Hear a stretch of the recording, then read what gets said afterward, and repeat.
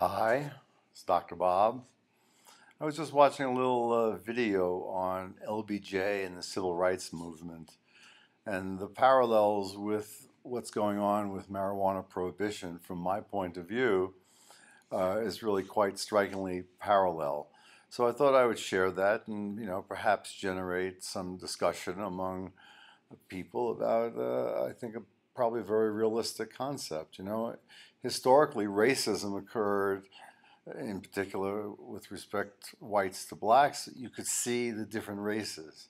You could see there was something fundamental different. So it was easy, especially for paranoid, uptight, probably backward-looking cannabinoid deficient people to get involved with racism. And it's those same people today that would not use cannabis. They would typically not tend to use it because that would be exploratory and open-minded, which is the characteristic of cannabinoid endowed FLPs as opposed to cannabinoid deficient BLPs.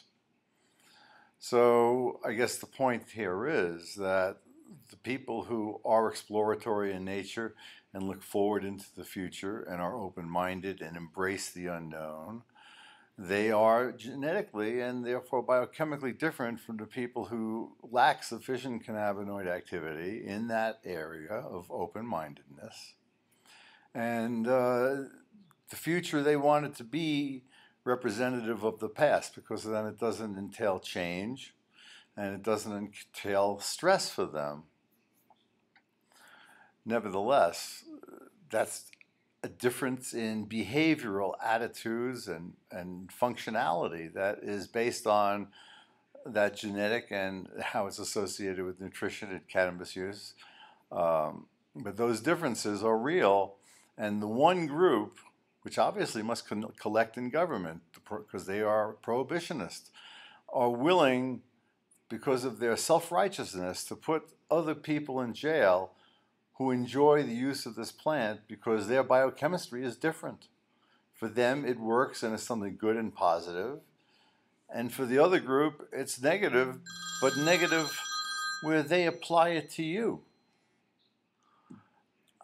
They're so certain that they have the right to impose your restriction of your freedom because you're using a plant that happens to be an anti-aging drug, kills cancer cells, and is found in mother's milk.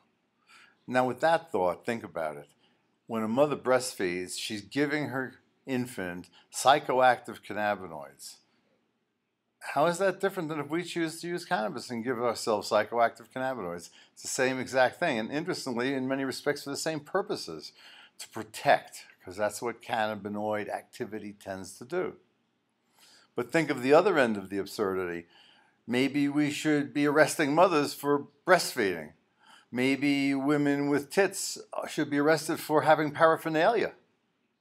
I mean, this is the kind of insanity that we are facing as part of this discriminatory insanity by people who don't like cannabis against people who like cannabis with government sanction. Despite the thousands of articles that show the benefits of cannabis for a variety of illnesses and biochemical imbalances. Despite thousands of peer-reviewed articles, the only thing that the government can focus in on is prohibition and the harm it might cause. Well, clearly, that's an unhigh attitude. Anyway, that's my ranting for today. Have fun.